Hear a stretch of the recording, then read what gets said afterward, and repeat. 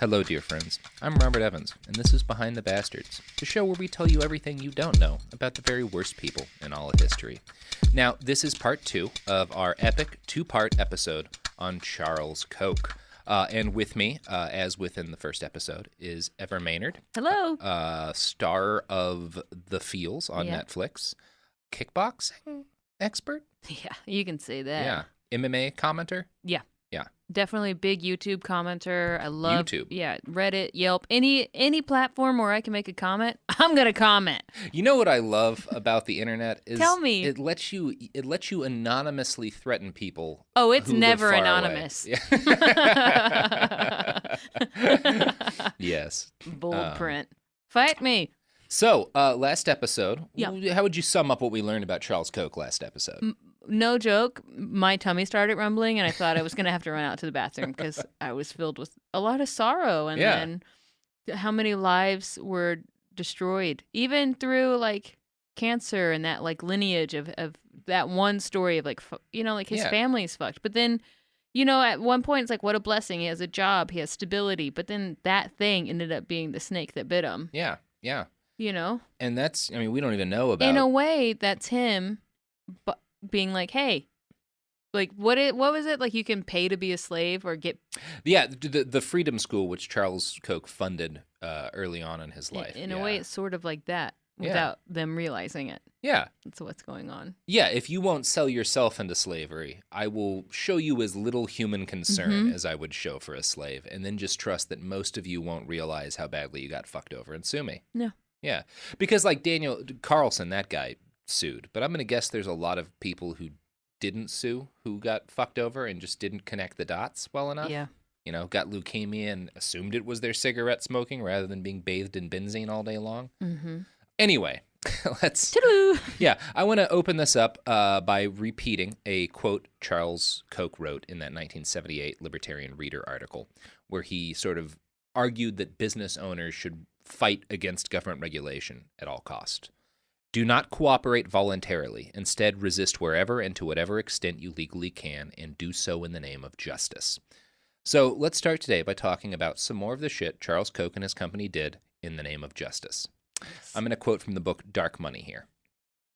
Carnell Green was a pipeline technician and gas meter serviceman for Koch Industries when he ran afoul of the management. He had to work for the company from 1976 until 1996, during which time he said he was told to sweep mercury spills from the 36 gas meters he monitored out on the door and onto the ground. He said that he was also told to dispose of the old meters, which contained about a quart of mercury each, in dumpsters, and to pour additional containers of mercury down the sink. No. As he witnessed his supervisor doing. You're lying. No. Green said the mercury was so pervasive when he got home, balls of it would roll off of his clothes and out of his shoes. No! Yeah. Yeah. Yeah. That's not right. That's not good. Not supposed to pour mercury down the sink. Getting that in the water table's bad. Wow. Mm-hmm. Yeah. I don't think Charles Koch drinks a lot of tap water. So when Green made a fuss about the rampant mercury exposure, he was approached by FBI Special Agent Mormon, who told him that he was lying about this and he'd better shut up if he knew it was good for him. Green's supervisor gave him a statement to sign to confirm that he hadn't seen any mercury in Koch buildings. So he got the FBI involved to bully this? Oh, no! Okay. When Green wasn't filed, the FBI at it all. was not the FBI at all. Oh my gosh, there's an episode in Riverdale where... Okay. Where this guy's like, I'm an FBI agent. Or she's like, I don't know what to do. And he's like, I need you to be a mole. And then it turned out, ding dong, it was that dude's dad. He had a guy pretending to be an FBI agent. Now I see where the writers got it. It happens a shitload in the Koch story. Oh. This is the only time we're bringing it up here, but in Dark Money and in other reports, there's a ton of times where Koch security They're like, people... by the way, we're FBI. We're with the FBI. And then they bullied them. Wow, okay, didn't mean to interrupt, but continue. No, it's fine. So Green, the guy who was not comfortable with all of the mercury poisoning he was seeing, filed a complaint with OSHA anyway, and was fired for making false statements. It later turned out that Special Agent Mormon was a Koch security employee and not an FBI agent, as you guessed. That's got to feel really good for that. All parties involved, that fake FBI agent, the manager. Wow. Yeah, it's fun. So there is a long history, as you might have guessed, of regulatory fuckery by Koch Industries. Thanks to a tangled web of NDAs, hush payments, and law nonsense, it's often hard to pin down the exact consequences. Law nonsense. It's a good name for a TV show. Yeah. It's hard for us, though, to get like exact numbers. This is how many people were hospitalized or made sick or whatever. But there are some crystal clear examples we get of times Charles Koch's corporate philosophy got people killed. In 1996, a man in Kemp, Texas, noticed an odd gassy smell all around his neighborhood. We're both Texans, listeners, by the in way. case you didn't catch this from the first one. Yeah. I get it. The Koch brothers really fucked around a lot in Texas. Yeah. A lot of open space. Yeah. So a man in Kemp noticed an odd gassy smell around his neighborhood. He sent his daughter, Danielle Smalley, and her friend Jason Stone to go report it. The two 17-year-olds got into their car and turned it on, and a spark from the ignition lit the gas and caused a gigantic explosion that killed them both instantly. Here is a quote from South Coast Today, a newspaper reporting on it at the time. Quote, "Flames reaching dozens of feet high and a column of black smoke could be seen for miles, and firefighters from 6 communities were called in. While I was sitting there, it ignited," said resident Rick Burgett. "The flames came almost up to the front door of my house. It was probably about 150 degrees on my porch." The culprit was found to be an 8-inch wide gas pipeline stretching from Medford, Oklahoma to Mont Belvieu, Texas, and operated by Koch Industries. Calls to company headquarters in Wichita, Kansas, Saturday night were not answered. So, when the feds started examining the pipeline, they found severe corrosion and mechanical damage so extensive it was described as, quote, Swiss cheese. Koch Industries had actually stopped using the pipeline in 1992, but in 1995, they realized they could start making a few $1 million extra a year if they got it back into service. So they did the minimum amount of necessary repair work. I'm going to quote now from a Rolling Stone article, Inside the Koch Brothers' Toxic Empire. When Koch decided to start it up again in 1995, a water pressure test had blown the pipe open. An inspection of just a few dozen miles of pipe near the Smalley home found 538 corrosion defects. The industry's term of art for a pipeline in this condition is Swiss cheese. According to the testimony of an expert witness, essentially the pipeline is gone. This is what a witness says at the time. Like the pipeline almost doesn't exist. It's so full of holes. So Koch Industries repaired 80 of the 538 defects. Just 80? Just enough that it could pass a pressure test again. And then they started flowing highly explosive shit through it. Now, 1 month after they started running fluid again, Koch employees found that one of the anti-corrosion systems they'd installed had malfunctioned. They just didn't fix it. The pipeline repair efforts had occurred during a time when Charles Koch had told his managers he wanted costs cut so that they could increase profits by $550 million per year. That April, he'd sent out a message that demanded expense cuts of 10%, quote, through the elimination of waste. I'm sure there is much more than that. Of course, the getting this pipeline back in option and not putting in not properly repairing it was part of this cost-cutting thing. And it led to 2 deaths and a huge amount of property damage. I think it led to a lot more than 2 deaths. Yeah. It led to 2 deaths that are very easy to trace to it. Yeah. I mean, who knows from the poisoning? Yeah, exactly. Because gas is leaking out everywhere. It can't be good for people or the water and the table. Soil and crops grown in it. Exactly what we're animals. eating. Yeah. There was a trial, of course, and it did not go well for Koch Industries. Here's the Rolling Stone again. A former Koch manager, Kenneth Wittstein. Yeah. Who cares? It's also, look at how this fucking name is spelled. Look at how this name is spelled. Everything is spelled wrong. Oh. Kenoth. A former Koch manager. Kenoth Whitestein! Yeah. So, Kenoth, get over here! a former Koch manager, Kenoth Whitestein, testified to incidents in which Koch Industries placed profits over public safety. As one supervisor had told him, regulatory fines, quote, usually didn't amount to much. And besides, the company had, quote, a stable full of lawyers in Wichita that handled those situations. When Whitestein told another manager he was concerned that unsafe pipelines could cause a deadly accident, this manager said that it was more profitable for the company to risk litigation than to repair faulty equipment. A lot like life insurance or car insurance. Insurance companies in general. Yeah. Weird that all of these people are terrible in the same way.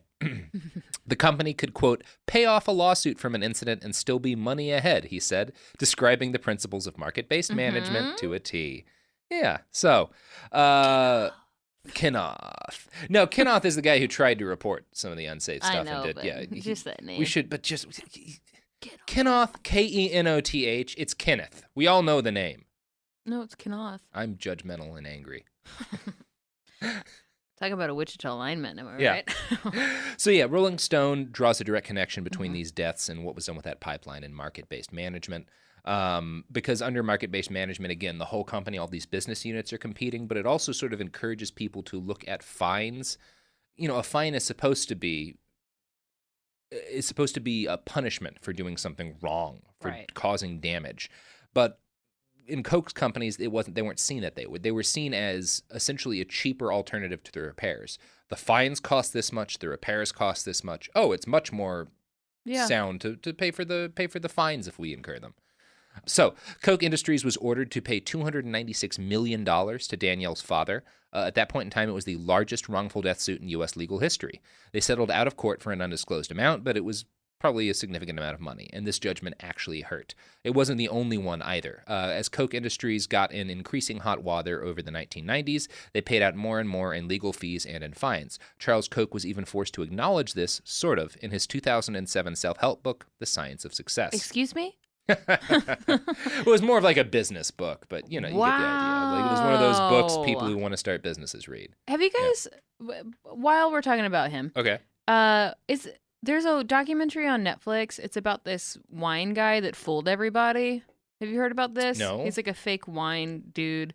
And I think they Like interview... a fake sommelier? Yeah. Yeah. But he's like selling people all these like wines or like, you know, like... See, that I support. I think that they interview one of the Koch brothers. Oh, good. Koch brothers. Oh, I keep hope saying he. Koch. I hope he tricked him. I hope he Yeah. tricked them I hope and he made him tricked buy you a lot of guys. shitty wine. They're always getting swindled. Okay, anyways, he wrote a self-help book. Yeah, he wrote this book, The Science of Success, where he sort of acknowledged all of this is what he wrote at the time. While business was booming, it was becoming increasingly regulated. We kept thinking and acting as if we lived in a pure market economy. The reality was far different. So this is what he boils it down to is, we just were acting like it was a pure market economy. And in a pure market economy, you can flow explosive gas through a pipeline that's not even functioning as a pipeline and runs directly under the homes of human beings because that's fine. The market says it's fine. So whatever you're doing is okay.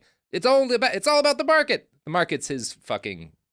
That's his child. That's his child. That's the force to Right. Charles Koch. And he's, again, Luke Skywalker of rich people. I don't know. Maybe I shouldn't keep trying to draw it back to Star Wars, but It's okay. yeah, that's what I'm doing, and no one can stop me. It's already been a theme running through the show. So. Yeah. So the increasing regulatory costs and whatnot had a number of effects on Charles Koch and his businesses. One of these effects seems to be that his company started to obey more regulations and commit fewer blatant environmental crimes in the late 90s and early 2000s. Charles viewed this as a temporary setback. The laws were just a reflection of the culture, and he had a plan to change both. In 1976, Charles Koch helped to launch, via tens of thousands of dollars in funding, the Center for Libertarian Studies in New York City. Now, libertarianism wasn't much of a force in society at this point. Charles wanted to change that, and he knew he had to start by incubating a new generation, or in 1976. Did I say 96? I'm going to read this again. Sorry. In 1976, Charles Koch had helped to launch, via tens of thousands of dollars, the Center for Libertarian Studies in New York City. Now, libertarianism wasn't much of a force in society at this point, and Charles wanted to change that. He knew he had to start by incubating a new generation of political pundits who could help sell his ideology to the nation at large. Here's a quote from Charles. The development of talent is, or should be, the major point of all these efforts. By talent, I mean those rare, exceptionally capable scholars or communicators willing to dedicate their lives to the cause of individual liberty. Charles's actual political goals were terrifying to most Americans, even most conservatives. He supported an end to social security, to all forms of public welfare, to most of the military. One libertarian writer who interviewed him said his goal was to destroy government, quote, at the root. Now, there are a number of theories as to why this was Charles's mission in life. Clayton Coppin, that researcher who worked for Bill and Charles Koch and wrote a book about him, basically, thinks the latter's hatred of the government came out of the harsh discipline of his childhood. Quote, only the governments and the courts remained as sources of authority, so Koch had to destroy them too. Oh, yeah. That's this guy's theory, and it seems credible. By 1980, Charles Koch decided he'd had just about enough of sitting in the shadows, funding libertarian think tanks and ignoring life-saving regulations. It was time to get political, or rather, it was time for his brother David to get political, because Charles was really, really into being the whole guy pulling strings from the shadows. Right, cool. So, since the Koch brothers were by this point billionaires in the sort of their own right, they decided that jumping into state-level politics or even running for Congress was too small beans for them. Since they were already supporting the Libertarian Party presidential candidate, Ed Clark, in the 1980 election, they decided to just make David his running mate. This allowed them to conveniently ignore all limits on campaign contributions. Since David was running, he could spend all the money he wanted, which he did, providing 60% of the Libertarian Party's election budget that year. During the election, Clark told The Nation, that magazine The Nation, that Libertarians planned, quote, a very big tea party, because America was, quote, sick to death of taxes. The Clark-Koch campaign advocated for, among other things, the repeal of the minimum wage, the repeal of all child labor laws, the end of all forms of public assistance, and the destruction of the FDA. Cool. Yeah. That famous enemy of liberty, the FDA. You know what I hate is when people tell me I can't sell expired food to kids. Tell me about it. Really pisses me off. Really gets me going. They have the freedom to eat expired food. They should make that decision themselves. Yeah, exactly. You get it. Yeah, I understand these guys liberty. get it. Yeah, these guys understand freedom. Freedom is lying about the age of a shockingly, most Americans did not get on board with the Koch platform of let children work and sell people poison. The Libertarian Party was probably received less of the vote that year than perennial write-in candidate Batman. Told you Batman showed up in this. Yeah. It was a heavy blow to Charles, but being a heroic soul, he was not about to let the bastards grind him down. He refined his strategies, and in 1996, he finally got it right. During that election cycle, he and his brother found a way to funnel millions of dollars, probably more than they'd ever spent on an election, towards a variety of right-wing candidates. We know that through their company, they spent $320,800 on congressional candidates that year. But the Senate campaign finance investigators suspect they spent millions and just funneled it through a variety of dark money groups. One of these groups was a company called Triad Management. Triad spent a huge amount of money running vicious attack ads in several very close races. One of these was the race between Sam Brownback, a Republican, and Jill Docking, a Democrat, in Kansas. Shortly before the election, thousands of voters received this phone call. Quote, "We think it's important for people to know that Jill Docking is Jewish. Please vote for Sam Brownback." That's the whole message? We think it's important to note that Jill Docking is Jewish. She didn't make a point of this in her campaign, so we'll let you know. Yeah. Now, this had a major impact on the election, which we'll get to in a minute, but it was noticed at the time. The blowback from all of this dark money and, rampant anti-Semitism led to a Senate investigation on illegal fundraising. America being America, the Republicans in the Senate focused on investigating whether the Clinton re-election campaign had illegally accepted money from China, while the Democrats focused on determining whether or not the Koch brothers and their fellow rich people had violated campaign finance law in order to support the Republican Party. To be perfectly fair, there absolutely seems to have been some shadiness between the Clintons, or at least their campaign, and Chinese donors. The LA Times actually broke that story. We're not going to go into detail here, but I don't want anyone to think that the Democrats are blameless in the dark money game here. Oh, yeah. That said, the Senate investigation into the 1996 election seems to have gotten so consumed with whataboutism that very little was actually done to stop the problems that had led to both scandals. The Democratic minority report in the investigation stated, quote, "The facts suggest that these individuals spent millions of dollars to effect over 24 federal elections despite operating completely outside of federal election laws." Now, we know that Triad spent $3 million on 26 House and Senate races in 1996, and we know that the Economic Education Trust, funded by the Koch brothers, paid for more than half of this. Democratic investigators found that most of the purchase ads were like that famous Brownback Jew ad, focused towards assaulting specific candidates rather than promoting anything. Most of the candidates targeted were in districts where the Koch brothers had large business interests. The money that was put into Triad was then poured out via two different nonprofits, Citizens for Reform and Citizens for the Republic, neither of which had any offices or desks, and both of which seemed to exist as just a way for Triad to further obfuscate their operations. Now, like I said, the other half of this investigation was into improprieties between China and the Clinton campaign. Republicans called for 320 subpoenas to investigate this, and they got 315. Democrats, meanwhile, called for 200 subpoenas to investigate all this Koch shadiness and received 89. Excuse me. Mm-hmm. Yeah, this doesn't seem fair, right? Right. Seems a little messed up. Whatever. The subpoenas that were issued revealed, among other things, $1 million in spending on 4 congressional races in Kansas, including $420,000 on television ads in the race between Sam Brownback and Jill Docking. Brownback. Yeah, and Jill Docking, who Docking. I don't know if you caught on this, she was Jewish. Important to note. Very important. In 2002, the Federal Election Commission sued the owner of Triad Management for failing to register as a political organization. The owner, a lady named Malinik, was forced to pay a fine and submit donor receipts to the FEC. She refused to do this. She said, quote, "The bottom line is you can't buy your honor or integrity back. My word was my bond." She filed for Chapter 7 bankruptcy in 2006, but still stands by her work in the 1990s. She's claimed that Triad's business model was ahead of its time, which is hard to argue with. Holy shit, it's crazy how these guys really are the pioneers and how much history is repeating itself. They are the Christopher Columbuses of campaign really financing. Slaughtering people. Yeah, in a couple of ways. In every way you could be the Columbus of Wow. this. Yeah. Disgusting. Terrible. You know what's not disgusting and terrible? Tell me. Products and services that support this podcast. I 100% agree with you. Well, what are those products? Oh, just you wait and see.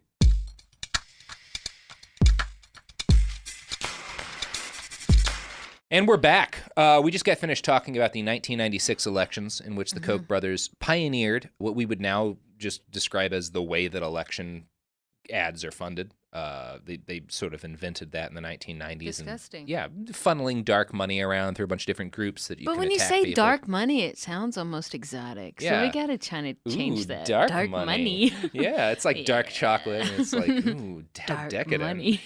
I'm involved with some shady things, but don't worry, it's just dark money. I would love to go out with a friend to a restaurant and then tip the waitress or waiter in dark money and be like, you know what?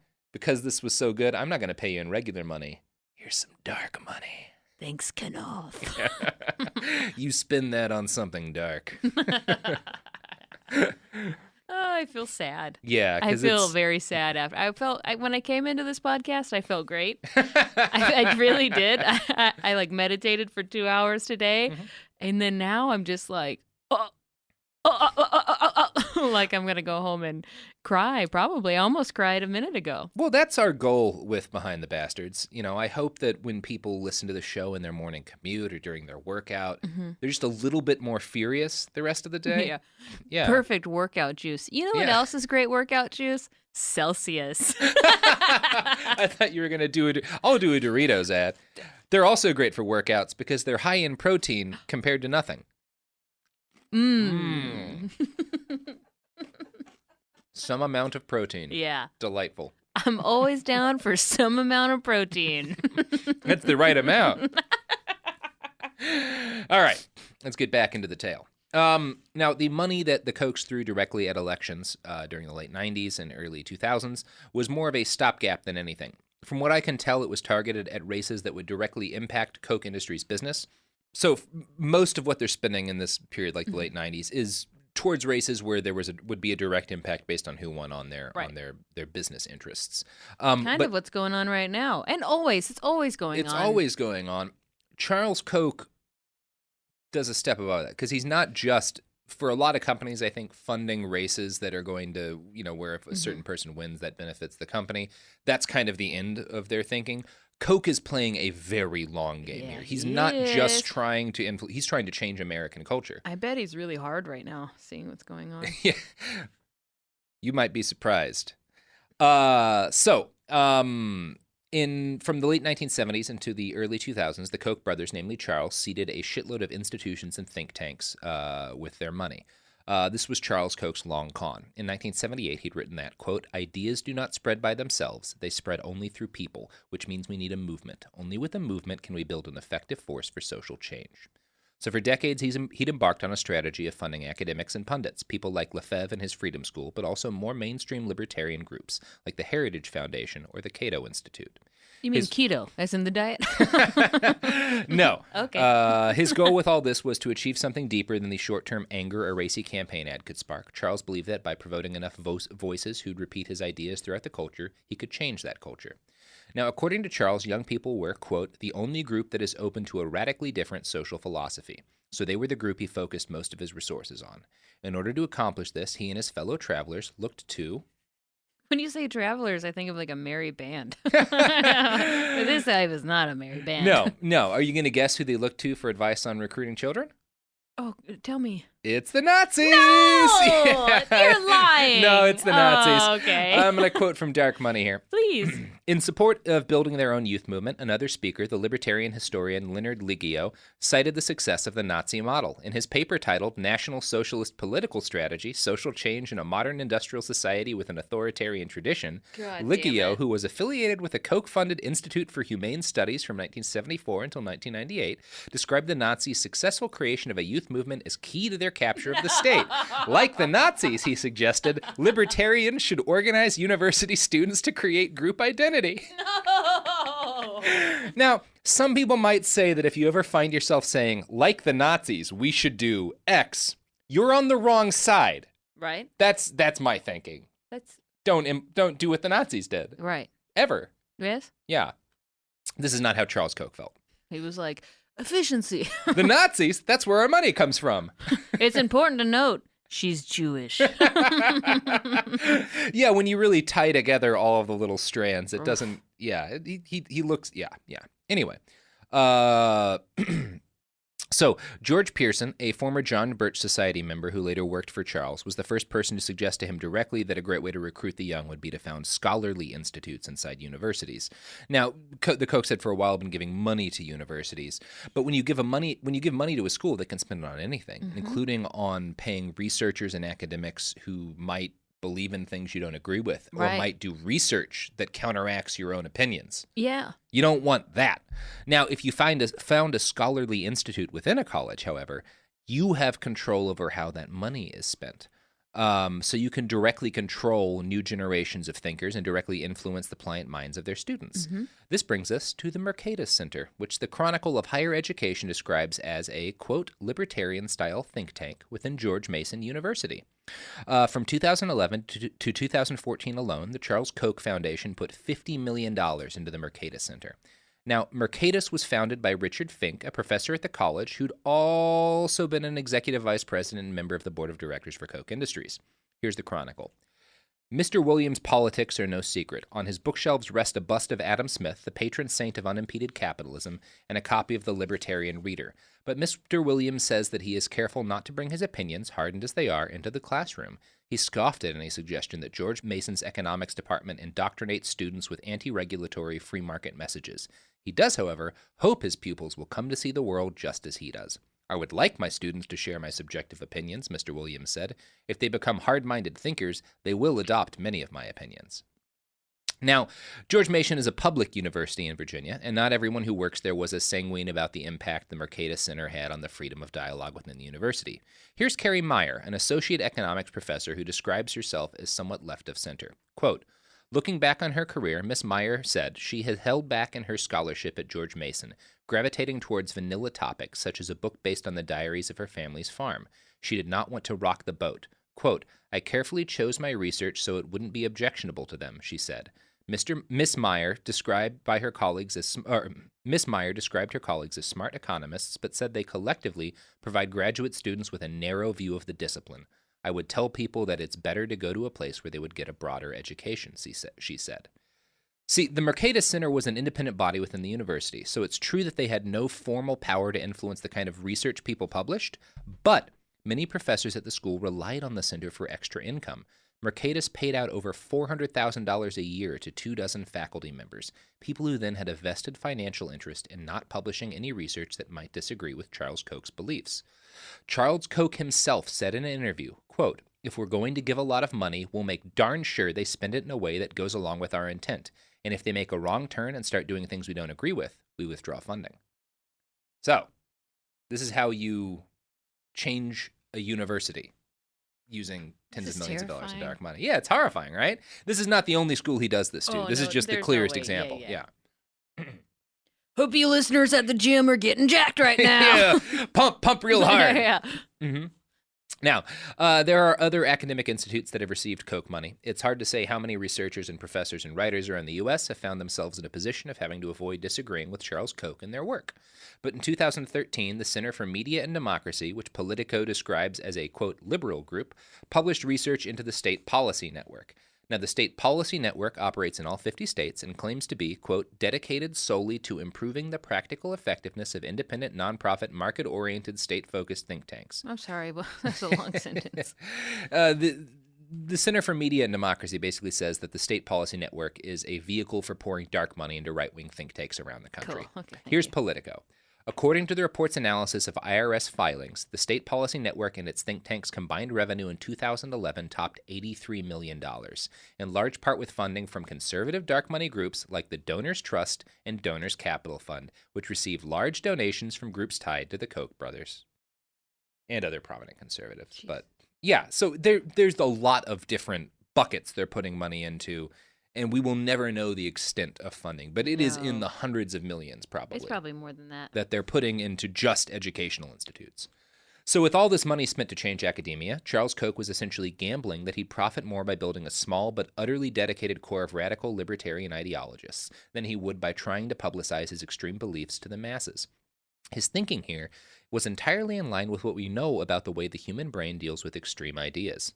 In 2011, scientists at Rensselaer Polytechnic published a bunch of research into how ideas in human society tip from being the minority to the majority opinion. The scariest thing they found, or the most optimistic, depending on your angle, is that this happens very quickly once an idea reaches a certain level of saturation. Here's Boleslaw Szymanski, a distinguished professor at Rensselaer. When the number of committed opinion holders is below 10%, there is no visible progress in the spread of ideas. It would literally take the amount of time comparable to the age of the universe for this size group to reach the majority. Once that number grows above 10%, the idea spreads like flame. Yeah. Here's a quote from a Phys.org write-up on the research. In general, people do not like to have an unpopular opinion and are always seeking to try locally to come to a consensus. We set up this dynamic in each of our models. Says one of the paper's authors. To accomplish this, each of the individuals in the models, quote, talked to each other about their opinion. If the listener held the same opinions as the speaker, it reinforced the listener's belief. If the opinion was different, the listener considered it and moved on to another person. If that person also held this new belief, the listener then adopted that belief. So this was sort of a model that they set up in order to sort of represent how ideas might spread throughout a culture. And it's wise not to read too much into this because it's a study based on models of human behavior rather than actual people.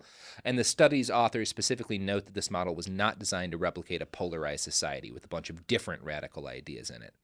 That said, if you've spent a lot of time reading about revolutions and protest movements, you can't deny that this all sounds somewhat congruous with observable reality, that there is a point of saturation. Once you hit a certain number of people pushing an extreme ideology, it can spread very, very rapidly. Yeah. So that study came out in 2011, a year in which revolution and unrest spread across the Arab world like wildfire. The study's authors were admittedly more concerned with explaining that than anything else. You know, they were trying to ask, like, how can a guy like Gaddafi be in charge for 40 years and almost overnight, you know, there's this movement builds up steam to put him out or whatever. What was it overnight? Nothing. Do you think it was overnight? I think if you talk to a lot of people who were involved in it, they would say that they were angry for years, but that they did not believe it was possible until somebody was like, it is possible. Yeah, exactly. Okay. There is a point at which the feeling that something like that is possible tips. Yeah. And it seems like that's sort of what Charles is trying to inculcate. If you can get just enough people that are real true believers, and it doesn't take a lot, you can start seeing an idea that's pretty extreme spread like wildfire. What is that? Is it Bad Religion, that song? True Believers. What is that? I don't know. I'm not good at music. Let's edit that out. Keeping it all in. Kenneth. Kenneth. Yeah. All right, hit me, Daddy, with some more facts. All right. So, the study's authors, like I said, were more interested in explaining, the Arab Spring than anything else. But by that point in 2011, Charles Koch was 2 years into fighting a revolution of his own to destroy a man he viewed as a living Death Star, Barack Obama. Oh, tight. Okay, cool. Despite the regulatory concerns, the 1990s and early 2000s has been a great time for the Koch brothers. They diversified from fuel refining to every imaginable kind of petro product. If it needed oil to produce, the Koch brothers were into that shit. They maintained an 84% ownership stake in their company and put 90% of their profits right back into the business. Tight. By 2006, Koch Industries made $90 billion per year in profit, compared to $70 million in 1960. So Very they are cool. Great businessmen. Great businessmen. I'd love to Pick up their books. Yeah. It sounds like it's probably full of great stuff that you can generalize to your whole life without becoming a terrible parent. A monster. Yeah. So the Bush years were good for them. Big surprise. Although they were super anti-Iraq war. That is one thing you can say for Charles Koch. He has been consistently anti-war, anti-U.S. intervention. Interesting.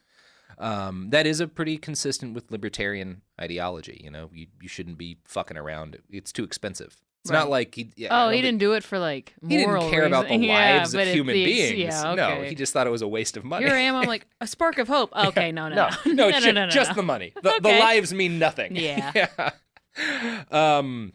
So the Bush years were good for them. But they'd gotten a lot of what they wanted regulation-wise during his 8 years in power, which may have had something to do with the 2008 crash.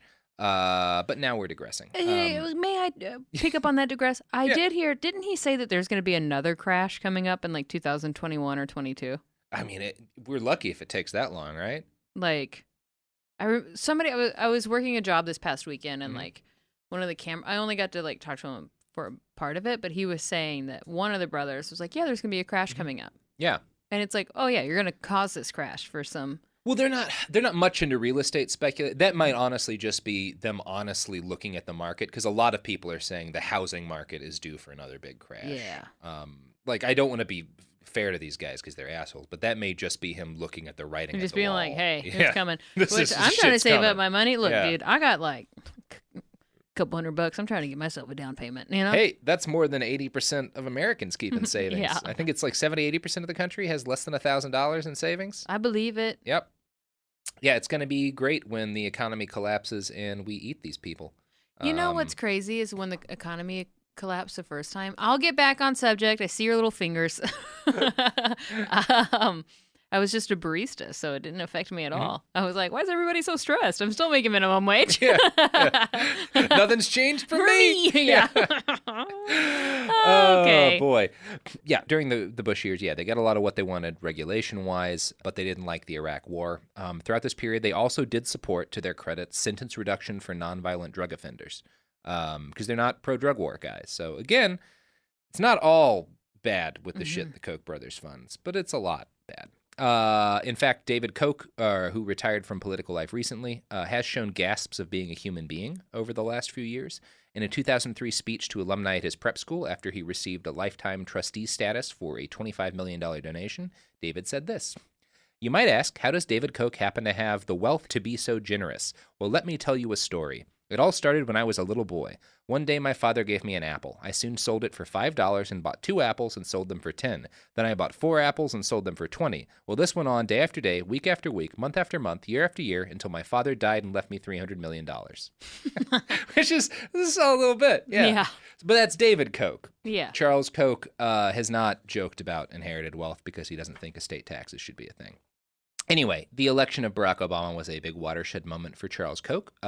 He claimed that the 2008 election would lead America to, quote, its greatest loss of liberty and prosperity since the 1930s, which didn't happen.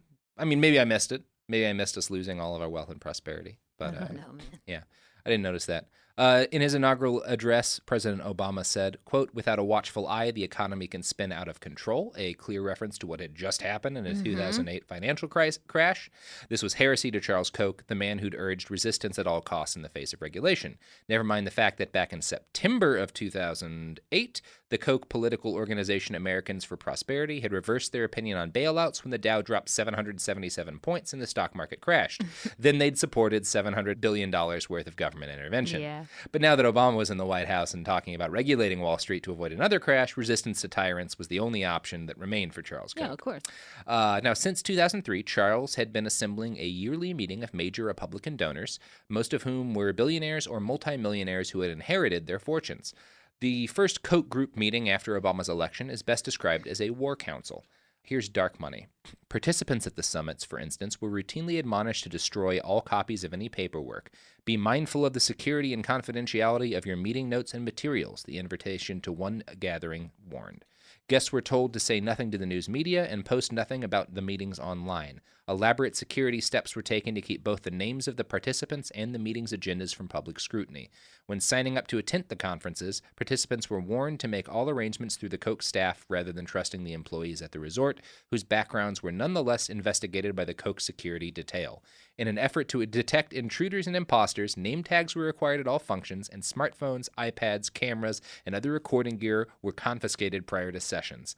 In order to foil eavesdroppers during one such gathering, audio technicians planted white noise-emitting loudspeakers around the perimeters, aimed outward towards any uninvited press and public. Wow. Yeah, they're treating it like a rebellion, like they're running an underground revolutionary organization, which is what's happening.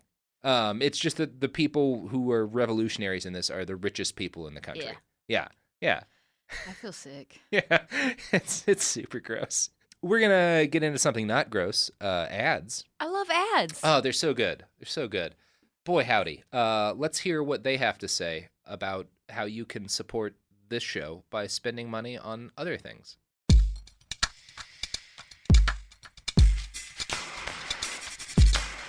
Okay, so we've just gotten to the point where Charles Koch goes into full-on rebellion mode. Yeah, he's like, white noise machines. Yeah. He's doing all the spy stuff. He's portraying himself to at least other rich guys as like the leader of this rebellion. Now, there are two possibilities as I see them here. Number one, he really is ideologically committed to his course, and all this secrecy and the extreme language he uses is totally honest and based on his heartfelt beliefs about the world. Or he just wants more money in his pocket, and he donates what he has to donate because donation is better than paying taxes. His principled stand that businessmen should resist all regulation is more of an attempt to get other people to donate to his cause, since he's clearly willing to compromise with the government for his own interests. Mm-hmm. You can come to your own conclusion about whether or not Charles Koch's ideology is just a scam, essentially, or if he really believes this. He's in his 80s now. Yeah. Hard to say. Or maybe he's changed over time. Whatever the case, after Obama's election, the Koch brothers, mainly Charles, poured astronomical amounts of money into fighting the Obama administration. 18 other billionaires joined them during the president's first term. Together, they pooled money and resources to support politicians sympathetic to all of their interests. In essence, they formed a trade union for people who were born rich. Yeah. They'd held that big secret meeting during the month Obama was sworn in, and it had involved a debate between two Republican senators. Because when you're rich, you can just have senators debate for you. Yeah, the train, what is it? Not the train union, or maybe, a senator bought the union. Anyways, I have some family members that work, they're train conductors, and it's not the train union, maybe it is, but they bought a senator who changed all these rules, and it's like, when you have money, you can just buy. You can just buy these guys. So these rich guys had during that big meeting two Republican senators, John Cornyn and Jim DeMint, argue in front of them to basically determine what course the Republican Party should take after McCain's big defeat by Obama. So Cornyn basically argued that the 2008 election proved the Republican Party needed to get more moderate, make a bigger tent, and accommodate more people so that they could win elections honestly again. Jim DeMint, on the other hand, said, fuck that noise, we should only go further and further to the right, compromises for cowards. Can you guess which side of the argument Charles Koch backed? Yeah, compromises for cowards. So the Koch brothers became a major force behind the foundation of the Tea Party movement. One Republican campaign consultant was quoted in the New Yorker as saying of the Tea Party, the Koch brothers gave the money that founded it. It's like they put the seeds in the ground, then the rainstorm comes and the frogs come out of the mud and there are candidates. Mm-hmm. Which, that's not how seeds or frogs work, but he's in politics, not in farming or knowledge. Yeah, general knowledge about biology. Frogs from the mud. Classic mud frogs. Oh, no. Came out of seeds like frogs do.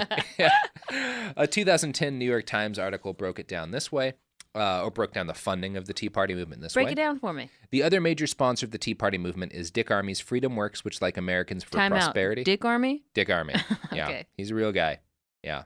Okay, sorry, go ahead. Yeah, no, I mean, we should, it's fine. It's fine to marinate in the enjoyment of, his name's Dick Armey. Yeah, it's good.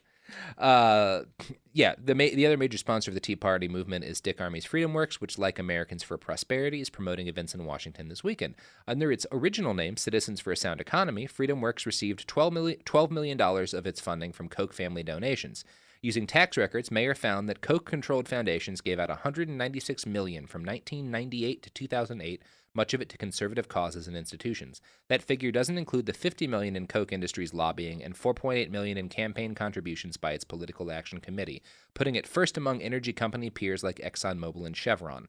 Since tax law permits anonymous personal donations to nonprofit political groups, these figures may understate the case. The Koch surely matched the in-kind donations the Tea Party receives in free promotion 24/7 from Murdoch's Fox News, where Beck and Palin are on the payroll. So, Charles Koch and David have denied any part in the astroturfing of the Tea Party movement, but investigative reporting by Taki Oldham, director of AstroTurf Wars, which is a documentary, found very direct evidence that this was bullshit. Here's a quote from The Guardian. Oldham infiltrated some of the movement's key organizing events, including the 2009 Defending the American Dream Summit, convened by a group called Americans for Prosperity. The film shows David Koch addressing the summit. 5 years ago, he explains, my brother Charles and I provided the funds to start Americans for Prosperity. It's beyond my wildest dreams how AFP has grown into this enormous organization. The convener tells the crowd how AFP mobilized opposition to Barack Obama's healthcare reforms. Quote, we hit the button and we started doing the Twittering and Facebook and the phone calls and the emails, and you turned up. Then a series of AFP organizers tell Mr. Koch how they have set up dozens of Tea Party events in their home states. He nods and beams from the podium like a chief executive receiving rosy reports from his regional sales directors. Afterwards, the delegates crowd into AFP workshops where they are told how to run further Tea Party events. So, the word that these guys went as the Tea Party's totally original movement that started on its own and whatnot, but the evidence suggests that they funded and directly planned how it was going to be carried. And if you remember back in 1980, when David Koch ran to be vice president of the Libertarian Party, his running mate had said that that election would be the ignition of, quote, a new Tea Party. So, their thinking has been in this long before the election of Barack Obama provided the political impetus. He was just a flame to the fuel. Exactly. And also the time hadn't been right in the 80s because they spent the decades since then pumping money into education and propaganda. Subliminally, it's been there. It's been in the people's back of their minds, and I think it's more there because of their effort. You know what I mean? Yeah. I think in my mind I'm trying to say something else that my mouth is saying. I mean, the racism was a major factor because I don't disagree with you there either, but I think that I think it wasn't ready in the 80s, but for sure, people are like, oh, yeah, that sounds familiar. You know? Yeah. Like, oh, wait a second. Yeah. Okay, anyways. The timing hadn't been right then for a variety of reasons. But by 2010, the timing was right, and that's why the 2010 midterms did not go well for the Democratic Party or for Barack Obama. Now, in 2012, the Koch brothers spent a record-breaking $412 million on the election. More than what the top 10 unions in the United States had donated combined. So they are essentially working as a union for rich people, but there's a lot more money in that than any trade union. Clearly, all that money wasn't enough to stop Barack Obama from winning re-election, but overall, the Koch efforts were wildly successful. As Jane Mayer summarized in Dark Money, thanks in no small part to huge quantities of targeted money spent by the Kochs and their allied donors, the Democratic Party lost both houses of Congress, 14 governorships, and 30 state legislatures, compromising more than 900 seats during Obama's presidency. So their efforts are successful. This money does not go to nothing.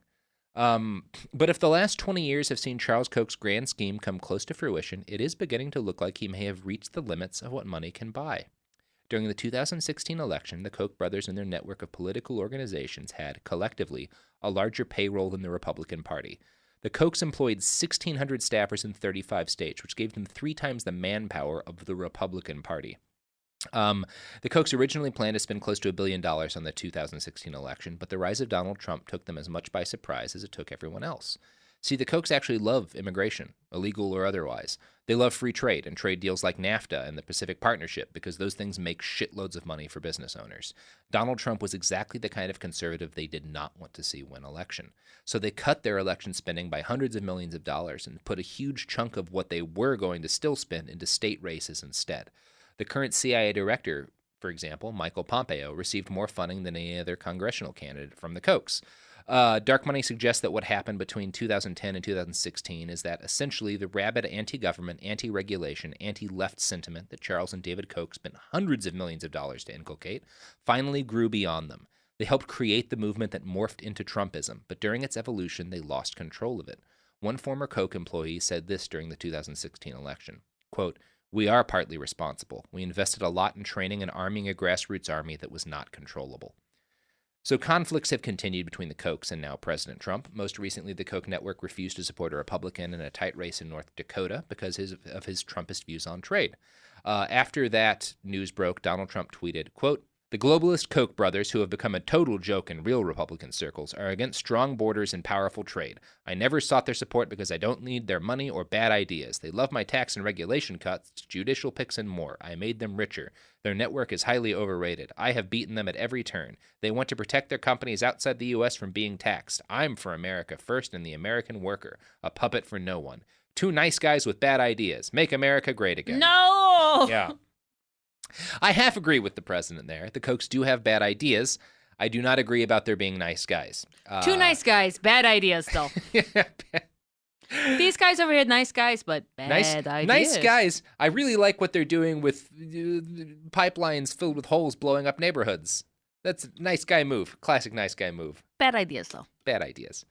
In 1990, when their mother died, Charles Koch basically hid information about the funeral from his brothers Frederick and Bill. Frederick missed his mom's funeral, and Bill had to charter a private plane to get there on time. Not nice guys. Charles grew up to be just as much of a terrible parent as his own dad had been. When he saw his son Chase play what Dark Money describes as a half-hearted tennis match, Charles ordered him sent to work in a filthy feedlot 7 days a week, 12 hours a day, until he got better at tennis, presumably. Meanwhile, Charles's daughter Elizabeth had this to say about coming home to see her father during the summer while she was at college. Quote, "As soon as we arrived, I felt an overwhelming urge to prostrate myself on the floor and eat dirt in order to illustrate how grateful I am for everything they've done for me, that I'm not the spoiled monster they warned me I'd become if I wasn't careful." She described trying to earn her father's approval as staring down that dark well of nothing you do will ever be good enough, you privileged waste of flesh. This is how Charles's daughter describes how she feels in her dad's presence. It's impossible to say right now whether Chase or Elizabeth will also concoct a decades-long conspiracy to influence American political thought. What I will say is that it seems like the unique mix of obscene wealth and insane abusive pettiness that made Charles Koch the man he is today will at least have a chance with another generation of born billionaires. Boy howdy, isn't inherited wealth grand? Wow, pretty speechless. Yeah. What else is there to say? I feel my heart breaks in a sad way for these kids. Mm-hmm. Generations, huh? Yeah, because, like, Charles Koch didn't have to be the asshole he is, but the way he was raised made it very low odds that he was going to turn out to be this very compassionate guy, for sure. I hope his kids are compassionate. I hope his kids are better than him. I Yeah. hope they've looked at the life their dad's led and realized I doubt he's a happy man. No. Because I don't think he's capable of having close relationships with people. Yeah, he's probably blinded by his ideas. Yeah. Who can say what's really in another person's heart? Yeah. Yeah, and maybe I'm just being hopeful that he's miserable because he's done miserable things. He's just the happiest clam in the clam factory. No, he's probably a miserable person, but Yeah. he's unaware that he's a miserable person. Yeah, because he doesn't know what it can be to, like, have a father who cares about you and kids that you feel warmly towards and are proud of, Right. like those that are alien to him. Yeah. Yeah. He lost that boxing once, you know? Yeah, he did lose it You boxing lose that boxing once and it...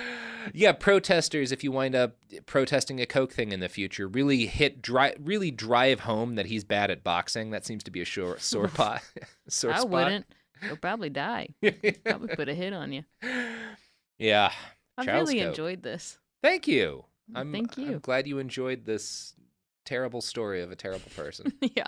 I mean, I've definitely been thinking a lot and got sad for a little while and then got happy again and then I got sad a lot. And then it was just like, wow. Yeah. I'm going to go get in my car. Do go something on throughout else. my day. So at the end of this, are you more or less optimistic? Oh, less.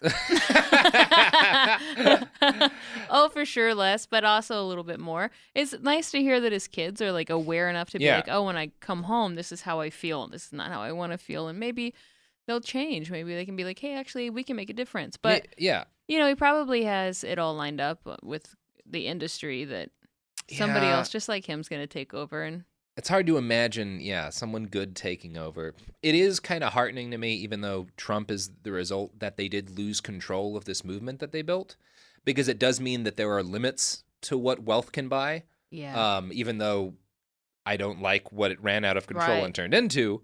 The foreshadowing of things to come. Yeah. Anyways. Yeah. Well, we'll see. I feel like America's on a good road right now. And you know what I love to have on those good road trips? Doritos. Hey, we brought it back around. Well, I eat the rest of this bag of Doritos like some sort of cheese goblin. Please save some for me. Will do. Why don't you plug your pluggables first? Great. You can catch me on the internet at evermainard.com, MAINARD, and ever like the word. Twitter, Instagram at Ever Mainard. I'm doing shows all around LA, maybe in a place near you soon. Who knows? And then I'm on Netflix in a movie called The Feels. Watch it, Yeah, watch it. Yeah, watch it. Tweet at me. Oh, no haters, please. I'm a sensitive soul. But also, like I said, I love to comment, and I do so aggressively. Yelp, Reddit, any place. Sometimes I'll just go to Yahoo.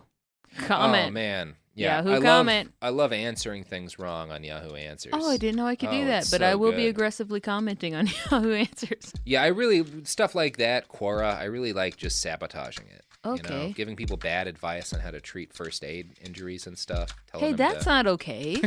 No, I'm just... You're not kidding. No. We all try to seed the world in our own way. I guess so. Let those mud frogs come up. You plant the seeds, and then the mud frogs come up. And then... What did I tell you about those mud frogs? All right, you can find this mud frog on Twitter at iWriteOK. You can find this podcast on the internet at BehindTheBastards.com, where we'll have all of the many, many sources for this episode listed. And you can also find us at BastardsPod on Twitter and Instagram, where we will be tweeting and Instagramming things. Hooray! Yeah. So until next week, we will be talking about some other terrible person or group of people. I'm Robert Evans, and I love about 40% of you statistically.